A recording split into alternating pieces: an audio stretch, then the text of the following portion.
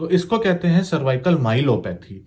तो मैंने आपको तीन चीजें बताई, एक सर्वाइकल स्पॉन्डाइलोसिस, एक सर्वाइकल रेडिकुलोपैथी और एक सर्वाइकल माइलोपैथी। स्पॉन्डाइलोसिस जो है, जो कि कॉमन डिसऑर्डर है, इसमें ज्यादा घबराने वाली बात नहीं है, ये बहुत कॉमन है। जैसा मैंने कहा 10 मिलियन पीपल अभी अफेक्टेड हैं इस चीज से इंडिया में, तो वर्ल्ड वाइड बहुत ज्यादा होते हैं।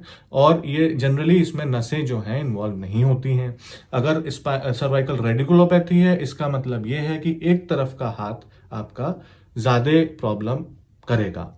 और माइलोपैथी है तो इसका मतलब यह है कि पैरों से आपकी दिक्कत शुरू होगी और वो ज्यादा चिंताजनक बात होती है। एक चीज मैंने आपको बताया कि थायराइड में ये सब बहुत कॉमन होता है, ये रेडिकुलोपैथी होना, सर्वाइकल स्पॉन्डाइलोसिस होना, चक्कर आना, ये सब कॉमन है अगर किसी में थायराइड हार्मोन की कमी है। दूसरी मोस्ट कॉमन मेडिकल एलिमेंट जिसमें ये कॉमन होता है दैट इज डायबिटीज।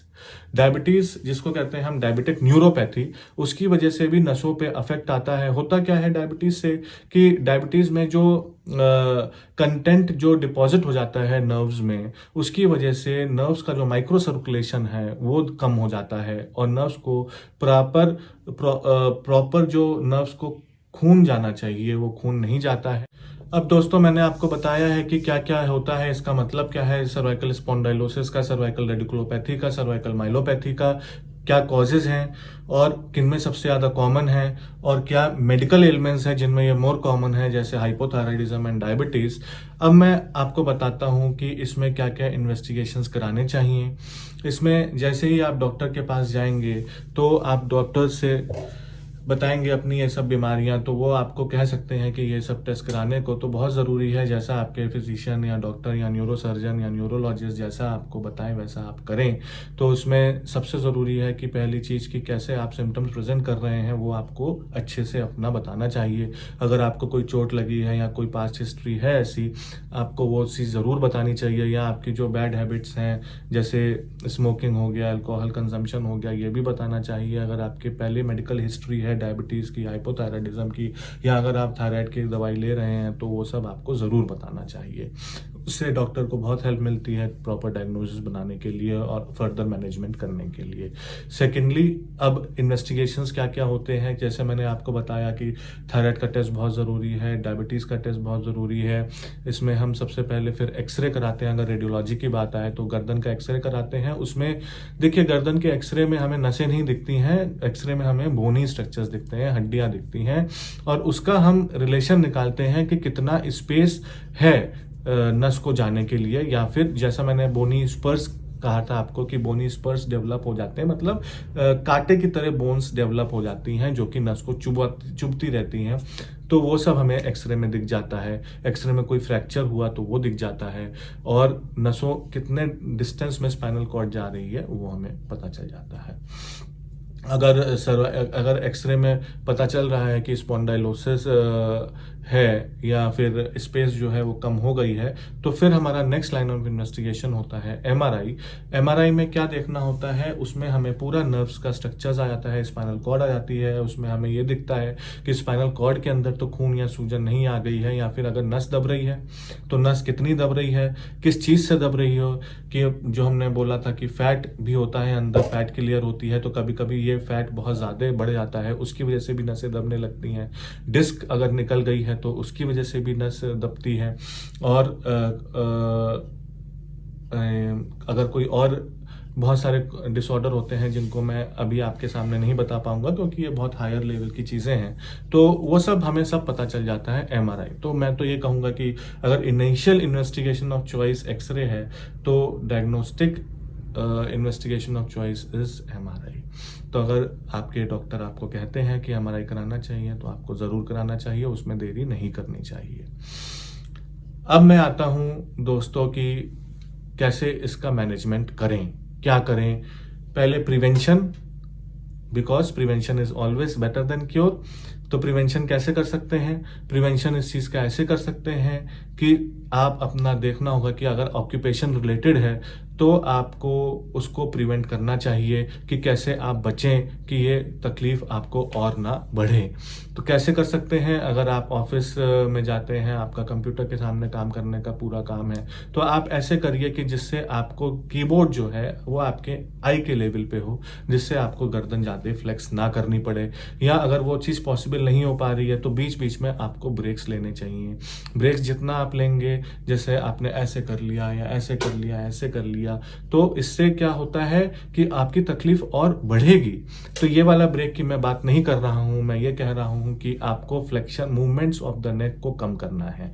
अगर आप लैपटॉप पे ज़्यादा काम कर रहे हैं, बार बार फ्लेक्स कर रहे हैं, तो थोड़ा आप हट जाइए थोड़ी देर के लिए। आप बिल्कुल काम मत करिए, चाहे आप 20 सेकेंड के लिए या आधे मिनट के लिए। तो ये बहुत ज़रूरी है इसको प्रिवेंट करने के लिए। ऑक्यूपेशन रिलेटेड, अगर आपके ऑक्यूपेशन में ये आता है कि भाई भारी सामान उठाना है या सिर पे कुछ सामान रखना है, तो उसको भी आपको अवॉइड करना चाहिए या फिर ऑक्यूपेशन चेंज करनी चाहिए अगर बहुत ज़्यादा इससे आपकी तकलीफ हो रही है तो।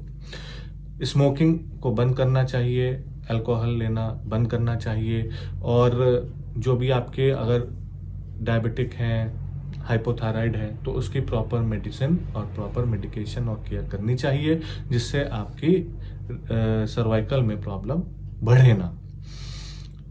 अब मान लीजिए अब हो गया है, अब क्या करें? तो होने के बाद भी जितना आप प्रिवेंशन कर सकते हैं कि वो बढ़े ना, वो तो करना ही चाहिए। और मोस्ट ऑफ द टाइम ये दवाइयों से ठीक हो जाता है।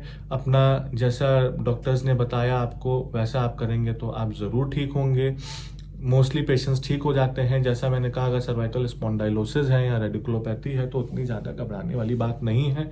वो उसमें कोई ऑपरेशन की, किसी सर्जिकल इंटरवेंशन की ज़रूरत नहीं होती है। प्रॉपर केयर, अपनी गर्दन को आप बचाइए। अगर कॉलर पहनने को कहा है तो कॉलर पहनिए, रेगुलर कॉलर पहनिए, क्योंकि ऐसा नहीं है कि आप एक दिन कॉलर पहन लिया और 5 दिन कॉलर नहीं पहनिए, फिर छठे दिन कॉलर पहन लिया, फिर कहें मैं तो कॉलर पहनता हूँ, मेरा ठीक नहीं हो रहा है, तो उससे ठीक नहीं होगा। फिर आपको डेली कॉलर पहनना होगा, बस खाते समय और सोते समय कॉलर निकालना होगा। गर्दन का कॉलर आपको देखना होगा कि कितना आपको स्टिफ उससे नेक हो रही है, बिकॉज इट्स पर्पस क्या है? सर्वाइकल कॉलर अगर बताते हैं तो क्यों बताते हैं? वो इसीलिए बताते हैं जिससे आपकी नेक का मूवमेंट कम हो। मैंने देखा है पेशेंट्स आते हैं खूब नेक मूव करते हुए, कॉलर पहने हुए भी रहते हैं मगर नेक भी काफी मूव करते हैं, तो उससे कोई फायदा नहीं होगा। तो या तो आप कॉलर जो है वो सॉफ्ट कॉलर, अगर आपकी गर्दन ज्यादा मूव हो रही है सॉफ्ट कॉलर पहन के, तो आप थोड़ा हार्ड कॉलर की तरफ जाइए, क्योंकि आपका पर्पस यही है कॉलर का कि आपका मूवमेंट जो है वो नेक का कम से कम हो।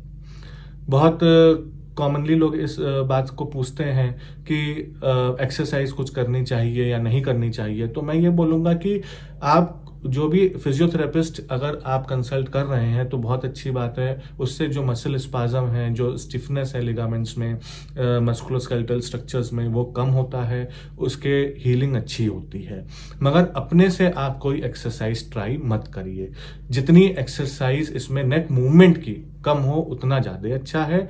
जैसे आपको फिजियोथेरेपिस्ट गाइड करें वैसा ही आपको करना चाहिए।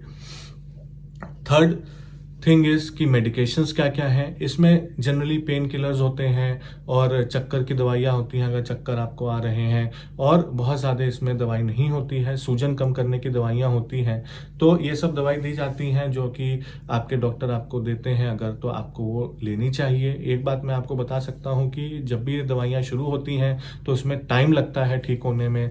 आपको पेशेंस रखना पड़ेगा, पेशेंस इज की। बहुत लोग कहते हैं कि ये तो ठीक ही नहीं होता है, ये बीमारी तो ठीक ही नहीं होती है, मगर मैं आपको कह सकता हूं कि मेरे ऐसे बहुत पेशेंट्स हैं जो कि दवाइयां करके, जैसा मैंने कहा वो करके, मेरी बातें मान के बहुत लोग ठीक हुए हैं और उन्हें अब दवाइयां लेने की जरूरत भी नहीं रही है। अब उसमें टाइम कितना लगा हो ये तो नहीं कह सकते, किसी को 2 हफ्ते भी लगे हैं, किसी को 3 मंथ्स भी लगे हैं, किसी को 6 मंथ्स लगे हैं, but many patients have improved and now they are very happy. तो इसलिए मैं आपको सबको यही सजेस्ट करूंगा कि आपको पेशेंस इसमें रखना होगा और रखना भी चाहिए। It may take time but it is not untreatable. तो दोस्तों मुझे आशा है कि आपको मेरा ये वीडियो अच्छा लगा होगा और काफ़ी सारी चीज़ों का ज्ञान हुआ होगा रिलेटेड टू सर्वाइकल स्पॉन्डाइलोसिस, जो कि बहुत कॉमन डिसऑर्डर है और बहुत लोग इसको स्पॉन्डाइलोसिस बहुत कहते हैं। तो होता क्या है, तो मैं आशा करता हूँ कि आप लोग को सबको इसकी जानकारी मिली होगी और जो भी आप सीखे हैं इस वीडियो के थ्रू, तो आप ज़रूर अपने घर वालों से डिस्कस करिए। किसी को है अगर तो उनको बताइए कि ये आपको पता चला है इस बीमारी के बारे में। अगर आपको कुछ भी क्वेरीज हों, कुछ भी डिस्कशन की बातें हों, तो आप मुझे कमेंट बॉक्स में कमेंट कर सकते हैं। I will reply. और ज़रूर आप लाइक शेयर करना ना भूलें और सब्सक्राइब भी करिए मेरे यूट्यूब चैनल को, क्योंकि मैं ऐसी कॉमन एलिमेंट्स के बारे में आपको और आगे जाके बताता रहूँगा। Thank you and take care of yourself.